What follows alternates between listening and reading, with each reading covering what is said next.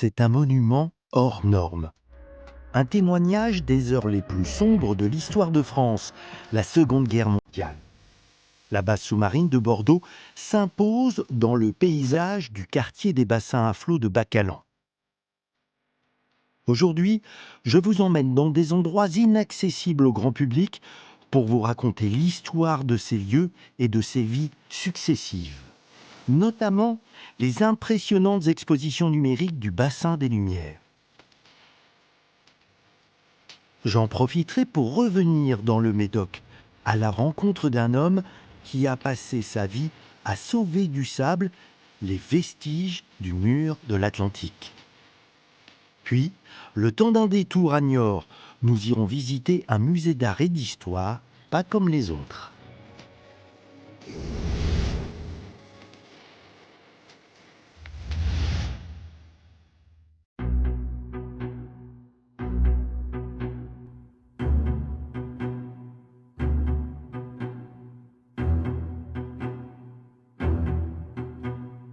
C'est un bâtiment qu'il est impossible d'ignorer. 235 mètres de long, 21 mètres de haut, 160 de large, 600 000 mètres cubes de béton armé. La base sous-marine de Bordeaux est à l'image de la période où elle a été construite, monstrueuse.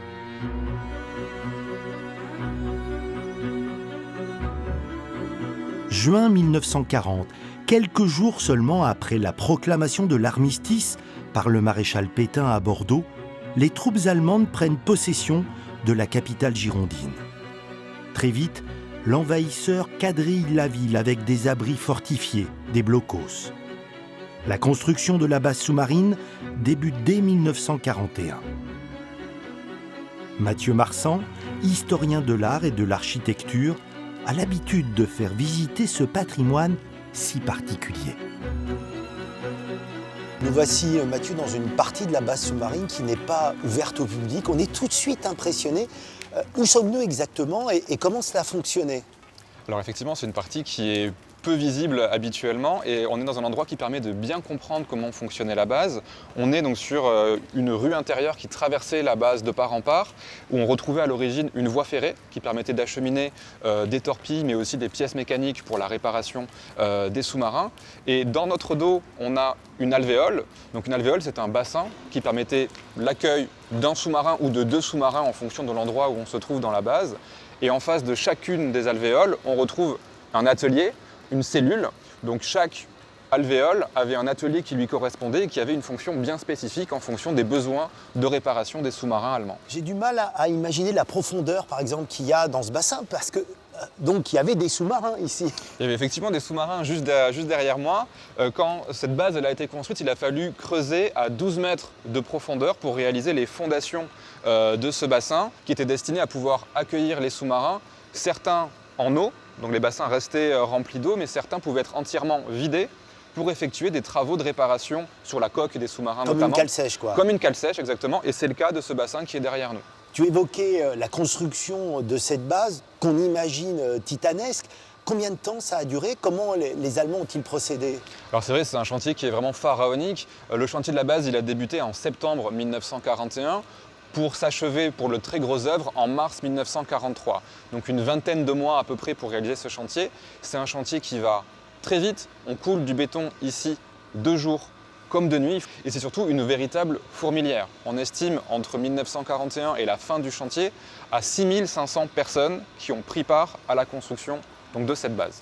Au total, combien de sous-marins vont venir dans cette base de Bordeaux qui est, rappelons-le, à 100 km de l'océan?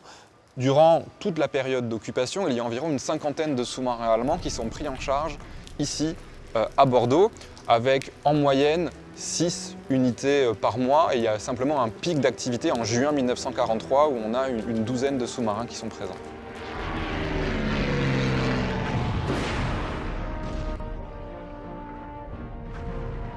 Durant la Seconde Guerre mondiale, la base sous-marine de Bordeaux a été la cible des bombardements des forces alliées.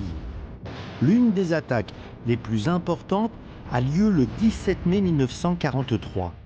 198 bombes de 225 kg sont larguées sur le quartier Bacalan, faisant de nombreuses victimes dans les populations civiles françaises. La base, elle, n'est pas du tout impactée.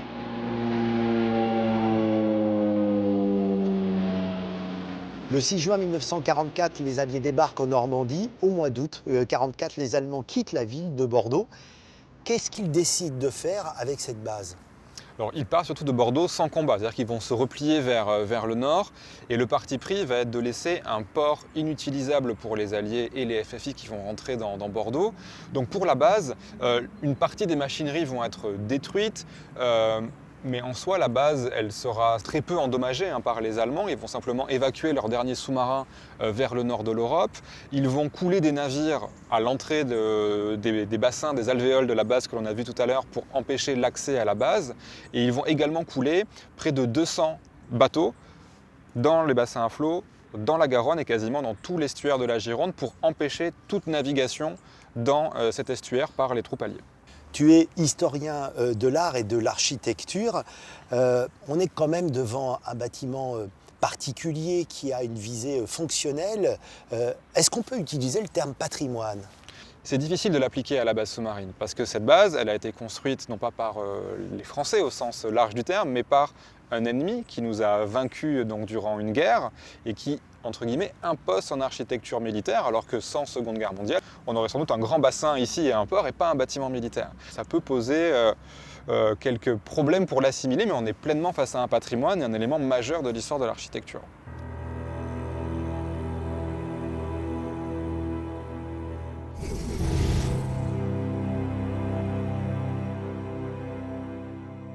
Je vous emmène maintenant dans le Médoc pour une rencontre qui m'a marqué.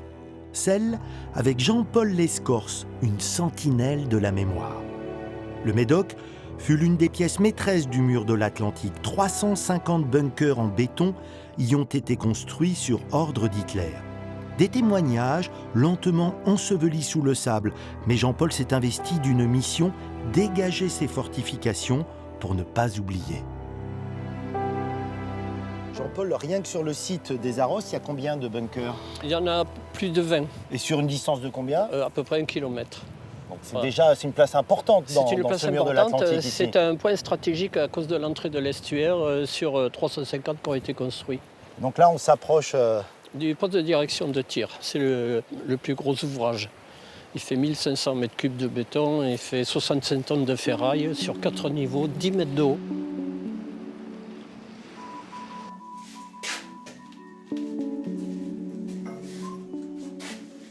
Ah, mais ça pèse une tonne cette porte. 2 fois 320 kilos.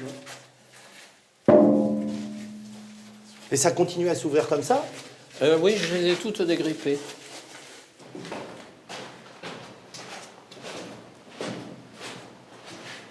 Alors, explique-moi, quand tu as commencé ton travail, c'était dans quel état ? Alors j'ai un repère parce que regarde bien, ici on a l'emplacement d'un tasseau en bois, c'était pour éventuellement y fixer un revêtement mural. Et donc debout sur mon tas de gravats, avec ma main j'arrivais à toucher le plafond. Bon, ça veut dire quoi ? Le sable et le gravat, il arrivait à quel endroit ? Ici, puisque là je suis rentré par là à plat ventre. Mais par rapport à la pièce, ça veut dire que ça fait une quantité de sable phénoménale. Oui, il a fallu 2 ans pour vider rien que cette salle. Donc je ne peux pas te dire le nombre de mètres cubes, mais je sais qu'avec les 24 autres ouvrages que j'ai désensablés, j'ai fait le calcul, en gros 650 mètres cubes. Avec 2 seaux. Avec 2 seaux ? Avec 2 seaux uniquement dans cette salle, parce qu'on ne peut pas mettre de brouette pour monter. Au dernier saut, j'ai jeté la pelle, j'ai un cri de fauve. Grâce à ce travail, le gamin de Soulac, qui a connu la guerre et ses drames et peu fréquenté l'école, est devenu un bunkerologue reconnu par tous les historiens. Donc Eric, ici nous sommes dans un poste d'observation, c'est le niveau de l'extérieur qui est à ras du sol, qui permet avec ces fentes à 180 degrés de pouvoir visionner à la jumelle, à la lunette binoculaire ou géométrique, et éventuellement un poste à mitrailleuse.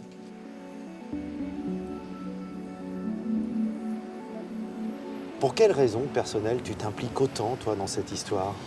Ça fait 16 ans que je me suis impliqué pour rendre un hommage particulier à mon père.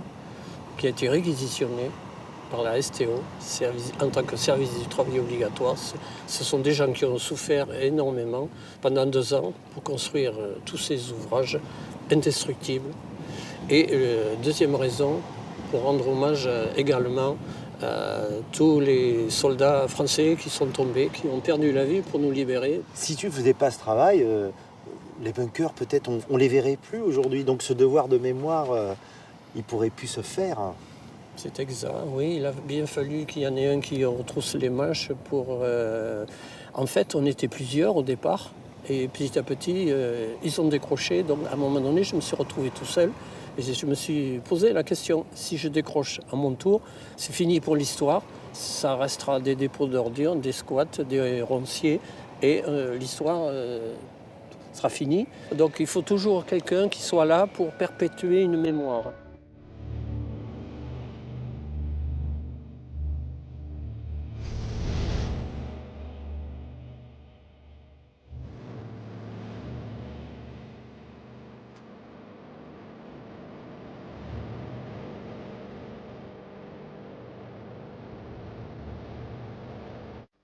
Retour à la base sous-marine de Bordeaux, où depuis 2020 est installé le bassin des Lumières. On vient y admirer des expositions numériques immersives monumentales dédiées aux grands artistes de l'histoire de l'art. Claude Monet, Auguste Renoir, Gustave Klimt, mais aussi des représentants de l'art contemporain, avec notamment une plongée dans l'univers du fameux Tintin de Hergé.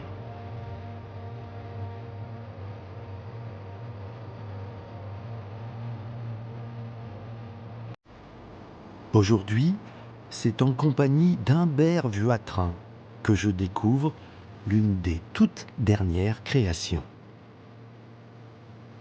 Dès les premières images, on reconnaît Dali, le maître catalan du surréalisme. Comment on s'y prend quand on s'attaque à l'un des plus grands peintres du XXe siècle? C'est un sacré défi, non? Oui, forcément, un monument de l'histoire de l'art du XXe siècle.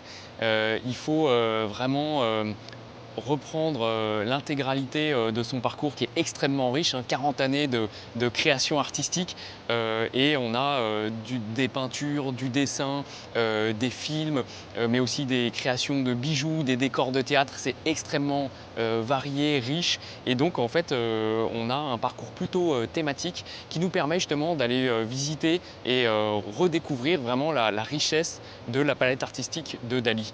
Il y a le choix des œuvres, mais après il y a la projection. C'est quelque chose vraiment d'assez unique parce que c'est immense. On se retrouve même parfois à marcher sur les œuvres elles-mêmes, hein. Tout à fait, le but c'est vraiment de pouvoir immerger le visiteur au cœur des œuvres et de leur faire vivre justement des sensations assez fortes. Et pour cela, il faut être vraiment baigné dans le son et dans l'image. Et on a aussi ce choix bien particulier de la bande son qui a une place importante dans nos expositions.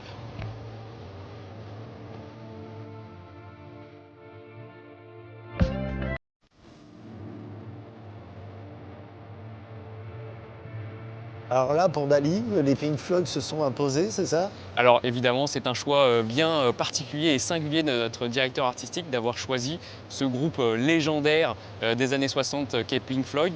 Et en fait, ça match particulièrement bien. C'est un mariage très heureux puisque finalement les sons parfois un peu dissonants, un peu psychédéliques de Pink Floyd viennent prolonger finalement l'imaginaire sans limite de Dali.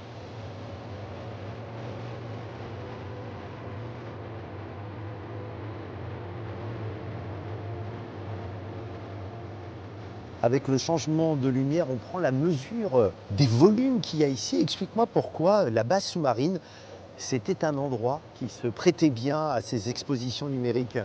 Vu les volumes, on est vraiment en immersion puisqu'on arrive avec une technologie de pointe, une centaine de vidéoprojecteurs, 70 enceintes spatialisées, à projeter des images partout sur les murs mais aussi sur le sol. Et en plus, on a la chance d'avoir encore des bassins qui sont en eau et du coup, on arrive à jouer avec les reflets et sublimer les images. Donc c'est une immersion complète de nos visiteurs.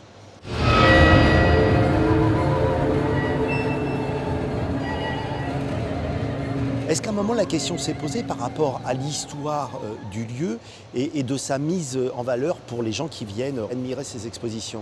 Bien sûr, on a toujours eu cette volonté, que ce soit ici au Bassin des Lumières, mais aussi à Paris ou aux Carrières de Lumière dans les Baux-de-Provence, de vraiment mettre en avant l'histoire du lieu. Alors évidemment, ici, elle est peut-être un peu plus lourde, mais le but, c'est d'en parler et à la fois de réenchanter les lieux avec nos expositions qui viennent donner une nouvelle vie à cette base sous-marine. Ça fait plusieurs années maintenant que le Bassin des Lumières est installé ici à la base sous-marine de Bordeaux. C'est un succès, hein, tout le monde en parle. Oui, c'est sûr qu'on a la chance d'être en quelques années devenu le site le plus visité de Bordeaux. On est en moyenne entre 600 et 700 000 visiteurs par an. Et je pense que voilà, on a conquis notamment le public bordelais qui est vraiment attaché à l'histoire de la base sous-marine, mais aussi de manière assez large, un public français et international.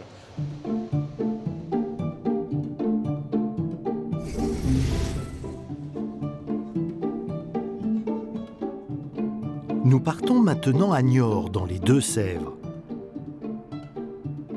Installé dans un ancien lycée réaménagé, le musée de la ville porte le nom d'une figure artistique niortaise du XVIIIe et XIXe siècle, Bernard d'Agécy.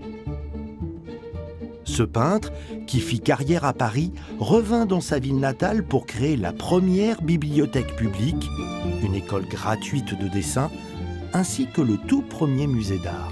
Ce lieu, inauguré en musée en 2006, a quelque chose vraiment de particulier. Vous avez encore les stigmates du lycée, à savoir la coursive, la cour intérieure, le parloir, la conciergerie, bref, que des choses qui nous parlent à toutes et à tous. Et surtout, je dirais que le fait qu'un lieu scolaire d'éducation devienne à un moment donné transformé en musée, eh bien, c'est une certaine continuité qui permet d'apporter encore toute cette notion d'éducation et de lieu de vie que se doit d'être un musée. Le musée regroupe des fonds très variés. Des peintures, de l'orfèvrerie, des émaux, des instruments de musique du grand luthier niortais Auguste Tolbeck, un plafond en faïence réalisé pour l'exposition universelle de 1889. Des animaux naturalisés provenant de l'ancien muséum d'histoire naturelle, sans oublier une surprenante collection d'art de l'islam léguée par un riche collectionneur. Nous avons sorti de la vitrine 3 objets assez sympathiques, peu habituels, et qui nous projettent dans une collection, un corpus spécifique que nous avons au musée Bernard d'Agécy, les arts de l'islam. Juste devant toi, alors je suis désolée, j'ai pas pu prendre ta taille. Juste devant toi, un plastron. C'est dingue. C'est un plastron, une petite cuirasse pour enfants, pour bébé. Pour bébé. Pour bébé. Ah Donc ouais. là, nous sommes en Iran et nous sommes au 19e siècle. Toujours en Iran, regarde, ce sont des ciseaux. Non. Des ciseaux ornithomorphes, C'est-à-dire en forme d'oiseau. en forme d'oiseau, tout simplement. Même chose, nous sommes en Iran, au J'ai 19e compris. siècle. Les lames sont ici, hein, c'est ça? Oh oui, je vais pas quel m'en servir, objet. c'est trop fragile. Et puis ici, j'ai pas pu m'empêcher, je suis vraiment désolée, c'est exceptionnel. C'est une base de chandelier au Caire, donc nous sommes en Égypte, fin 13e, début 14e siècle. Ce sont vraiment des objets exceptionnels à t'entendre. La première chose que tu as dit tout à l'heure lorsque tu les as vus, c'est « Waouh, c'est beau ». Alors tant mieux, nous avons provoqué ce « waouh », mais c'est bien au-delà de la beauté, c'est justement une pièce de musée. Ah, c'est intéressant ce que tu dis. Ça signifie qu'une fois qu'on a provoqué l'émerveillement du visiteur, on ouvre des portes, on peut délivrer un autre discours, lequel en l'occurrence? Plus tu seras en lien avec des cultures de l'extérieur, plus tu seras en lien avec des objets de ces cultures, plus tu seras à même d'apprendre à connaître, peut-être d'apprendre à entendre et pourquoi pas mieux comprendre. Allez, je vais t'emmener dans un endroit qui n'est pas du tout ouvert au public et qui pour nous est très stratégique. Alors là, je t'emmène dans un environnement très particulier, l'atelier de restauration de peinture et d'art graphique.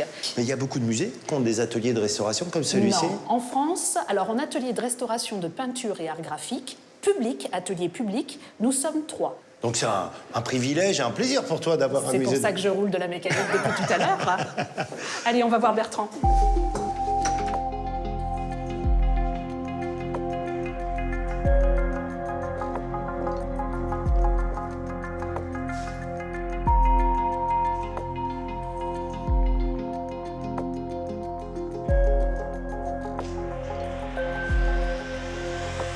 te présente Bertrand, qui est restaurateur et qui est en train de travailler là sur une peinture sur support cuivre. Bonjour Bertrand. Bonjour. C'est quasiment un équipement d'astronaute. Ça demande beaucoup de protection et de précision, ton travail. Moi, pour la retouche, j'utilise un diluant qui est quand même toxique et je préfère mettre un masque. J'admirais Et là- la précision de ton geste. L'œuvre sur laquelle tu travailles, Dadja, est-ce que tu peux me la présenter et me raconter un peu son histoire qui l'a amené ici à être restaurée? Là, c'est une peinture sur cuivre du XVIIe. Elle se soulevait, le vernis était très encrassé, il y avait des repeints. J'ai des photos, d'ailleurs, je vais vous montrer. Ah oui, ça c'est voyez, là, c'est l'état de Ça, c'est départ. l'état de départ. Donc le tableau il avait un vernis très jaune. Il avait des repeints aussi, des soulèvements qu'on ne voit pas là parce qu'on les voit mieux en lumière rasante. Donc ça, c'est avant traitement. Ça, c'est après refixage. Après traitement de la corrosion aussi. Comme c'est un cuivre, il y avait des petites corrosions par endroits. Donc j'ai dû traiter la corrosion. Et masticage des lacunes, des trous, voilà, pour être au même niveau que la peinture originale. Et là, je termine la retouche, en fait. Un musée, ça a un rôle social, j'allais presque dire démocratique, selon toi? Le musée, aujourd'hui, dans sa diffusion, est avant tout un lieu citoyen, un lieu éthique. C'est un lieu de vie, c'est un lieu qui rassemble. Le musée, aujourd'hui, est vraiment cet espace où on est en capacité de parler aussi bien des sciences et des arts.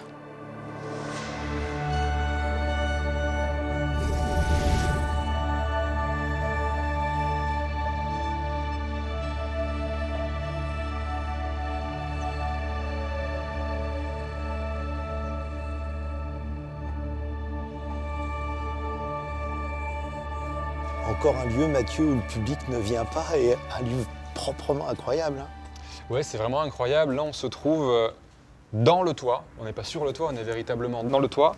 Sous nos pieds, on a 5,60 m de béton qui constitue une première épaisseur donc, pour protéger les sous-marins qui étaient juste en dessous. Et au-dessus de nos têtes, on a une structure par bombe. Donc ces poutres, elles ont une fonction qui est de déclencher l'explosion des bombes au contact donc, de ces poutres. Éventuellement, elles peuvent être détruites. Et on est dans un espace donc, de 2 mètres où on n'a que du vide qui permet d'atténuer la déflagration de la bombe et dans quelque sorte de protéger au maximum l'épaisseur du toit qui est sous nos pieds. Moi, ce qui me surprend, c'est qu'il y a une dimension, je ne sais pas si je peux oser le mot, presque esthétique avec cette mousse, la végétation qui reprend un peu ses droits. Oui, c'est vrai, ça peut rappeler un peu les gravures de Piranèse. En tout cas, il y a un imaginaire des ruines un peu qui peut se développer dans l'esprit de beaucoup. On fait de très belles photos sur le toit de la base. Et puis surtout, il y a aussi une végétation qui s'est développée pendant plusieurs dizaines d'années. C'est-à-dire que personne ne montait sur ce toit. Donc on retrouve des arbres, des figuiers, des plantes, des espèces d'oiseaux aussi qui sont peu communes, mais qui retrouvent refuge ici sur le toit de la base durant leur migration, par exemple. Est-ce qu'à un moment ou à un autre, on s'est posé la question de la destruction totale de la base sous-marine? Non, par contre, je pense que certains auraient aimé effacer ce souvenir de l'occupation un peu gênant à Bordeaux. Cette base, elle n'a pas été détruite après la Seconde Guerre mondiale pour une bonne et simple raison, c'est qu'on est dans une urgence de reconstruire la France, de reconstruire des habitations pour les personnes qui ont des fois perdu leur maison lors des bombardements ou même des habitations qui étaient complètement insalubres. Donc on ne détruit pas la base, cette base, elle est concrètement indestructible.